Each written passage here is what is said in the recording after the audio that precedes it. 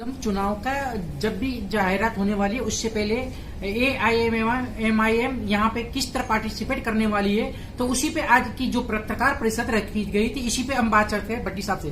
Sir, Ahmedabad नगर निगम चुनाव की कभी भी जाहिरात हो सकती है, तो आपकी पार्टी का क्या रोल रहेगा, किस तरह कितने बोर्डों पे चुनाव लड़ने वाली है? अहमदाबाद म्युनिसिपल कॉरपोरेशन के अंदर MIM चुनाव लड़ेगी। कौन से वार्ड से हम चुनाव लड़ेंगे ये आपको बहुत ही जल्द इत्तला किया जाएगा।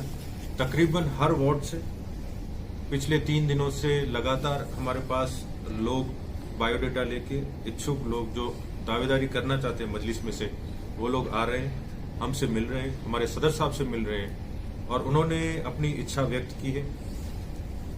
तकरीबन 2 दिनों के बाद हम ये डिसाइड करेंगे कौन से वार्ड में से कितने हमारे कैंडिडेट्स कंटेस्ट करेंगे। आपकी पार्टी का एजेंडा है जहां विकास की जो एक ग्रोथ इंजन गुजरात बना है, प्रधानमंत्री नरेंद्र मोदी को एक विश्व के अंदर माना जा रहा है, उनके गुजरात के अंदर हैदराबाद और ये बिहार के बाद आपका AIM का एक उत्साह एक दिख रहा है आपके कार्यकर्ताओं में। तो यहाँ लोगों के जो बायोडाटा है उसमें क्या मुख्य उनके यहाँ के लोगों की डिमांड है, कार्यकर्ताओं से किस प्रकार के सुझाव आपके सामने आए और क्या इसमें एजेंडा किस तरह बनाया जाएगा?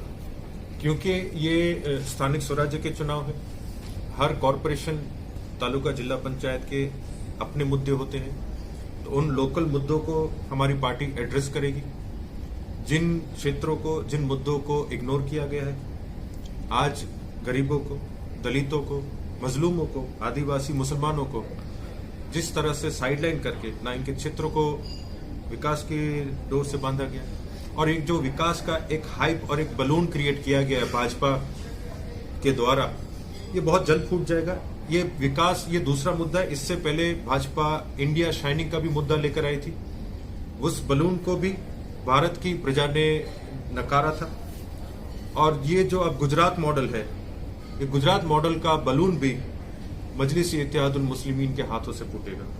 क्योंकि गुजरात के अंदर पिछले साल का आपने अगर विधानसभा के अंदर बजट देखा होगा तो सिर्फ 1 साल के अंदर ही 28,000 करोड़ रुपए का डेफिसिट दिखाया गया है। यानी गुजरात स्टेट के ऊपर एक ही साल में 28,000 करोड़ डेप्थ में चला गया है। उसको आप 365 दिन से अगर आप डिवाइड करेंगे तो तकरीबन रोज का 80 करोड़ रुपए का, almost 80 crore rupees depth Gujarat पे हर रोज चढ़ रहा है। ये है आपका गुजरात मॉडल, ये है आपका विकास का मॉडल कि गुजराती जो पूरी दुनिया के अंदर एक बिजनेसमैन माना जाता है, एक बिजनेस कम्युनिटी मानी जाती है, उसी स्टेट में इतना डेप्थ हर रोज गुजरातियों पे बन रहा है। इसके लिए ये जो फेक मॉडल क्रिएट किया गया है गुजरात का, उसको हम लोगों के पास उजागर करेंगे और गुजरात को सही मायने में विकास की ओर मजलिस-ए-इत्तेहादुल मुस्लिमीन ले जाएगी।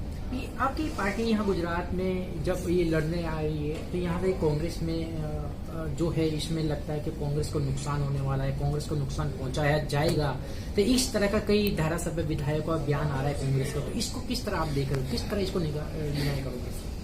हम डेमोक्रेसी में रहते हैं और डेमोक्रेसी में हर पॉलिटिकल पार्टी को कंटेस्ट करने का पूरा अधिकार है। कांग्रेस के मित्रों से मेरी विनती है वो बीच जाएं, लोगों के बीच जाएं, अपने अपने वोट मांगे, उनकी तकलीफों में उनके साथ रहें and let the people decide. अगर उनको लगता है कि मजलिस-ए-इत्तेहादुल मुस्लिमीन एक मजबूत विकल्प है, वो हमें वोट देंगे। अगर कांग्रेस ने इतने डरने की जरूरत क्या है? 70 साल से गुजरात में मजलिस नहीं आई थी, आप इलेक्शन कंटेस्ट करते थे, पिछले कितने चुनाव आप गुजरात में हारे हैं, आप क्यों बीजेपी को हरा नहीं पाए? तब तो मजलिस गुजरात में नहीं थी। 8 विधानसभा के रिसेंट ही बाई इलेक्शंस हुए, उन 8 विधानसभाओं में मजलिस ने कंटेस्ट नहीं किया था। आप वो सीटें 22-22, 25-25 हजार वोटों से कैसे हार गए? उसका जवाब आप दीजिए। मजलिस आएगी, उससे आपको नुकसान होगा। आपने ये कैसे मान लिया कि गुजरात के जो सेकुलर वोट है वो आपकी जागीर, और आपको लोग वोट देके क्या करें जब ये जानते हुए कि आपका विधायक at the end of the day Bhajpa ही में ही जाना है। सर, दूसरा कि अहमद पटेल के बेटे ने भी आपकी पार्टी के लिए कुछ कल एक बयान दिया है, तो उस बयान को किस तरह देखेंगे? क्या उसको समर्थन मानना चाहेगा या जुड़ना चाहेंगे क्या है? तो इसको थोड़ा बताइए कि अहमद पटेल एक मूल कांग्रेस के रूप में, सोनिया गांधी के सलाहकार के रूप में, और उनके बेटे का इस तरह का बयान को किस तरह देखा जा रहा है और किस तरह का उत्साह है आपकी पार्टी में? फैजल पटेल साहब ने एक बहुत ही पॉजिटिव और कंस्ट्रक्टिव स्टेटमेंट दिया है। उन्होंने ये कहा है कि जो हमारे सदर साहब हैं उनके साथ उनके काफी अच्छे ताल्लुक हैं और हमारी टीम, हमारी पार्टी मजलूमों की और गरीबों की आवाज है। हम इसे काफी पॉजिटिव और एक मैच्योर स्टेटमेंट मानते हैं, जिससे कांग्रेस के इमेच्योर लोग मजलिस पे जिस तरीके के इल्जाम लगाते हैं, उन्हें फैजल पटेल साहब का स्टेटमेंट पढ़ लेना चाहिए। अच्छा, दूसरा सर, जब जिस तरह का भी औरंगाबाद के सांसद आए और दलित आगेवान नेता जिग्नेश पटेल की भी एक गुफ्तगू, एक मीटिंग हुई है, तो यहाँ पे जिस तरह का क्या उस मीटिंग का किस तरह देखा जाना चाहिए, तो थोड़ा उसके बारे में बताओ। तो क्या है कि यहाँ पे एक प्रकार का मैसेज आए कि जिस तरह आप एक सेकुलरिज्म, धर्मनिरपेक्षता की बात कर रहे हो, तो पार्टी को किस प्रकार का एजेंडा नक्की करेगा, किस तरह की रणनीति रहेगी। जिग्नेश पटेल की जो सुना है, कुछ सूत्रों के द्वारा पता चला है। Wait and watch. हम पॉजिटिव हैं, नहीं, हम मिले ओपन माइंडेड हैं। हाँ, मिले हैं। नहीं, आप मैं आई विल नॉट से कमेंट ऑन दैट। तो ये थे एआईएम के जनरल सेक्रेटरी भट्टी साहब, जिन्होंने बताया है कि कांग्रेस को भी जवाब, जब अहमद पटेल के बेटे ने जिस तरह का एक बयान दिया है, कांग्रेस को भी समझना चाहिए। और गुजरात के जो मॉडल है, भारतीय जनता पार्टी की विकास धारा की जो बात है, उसको लेकर ही यहाँ के लोगों को सुझाव को ध्यान में रख के आने वाले नगर निगम के चुनाव में इलेक्शन लड़ने वाले। कैमरामैन राम बन के साथ अश्विन अग्रवाल, गुजरात क्रॉनिकल न्यूज।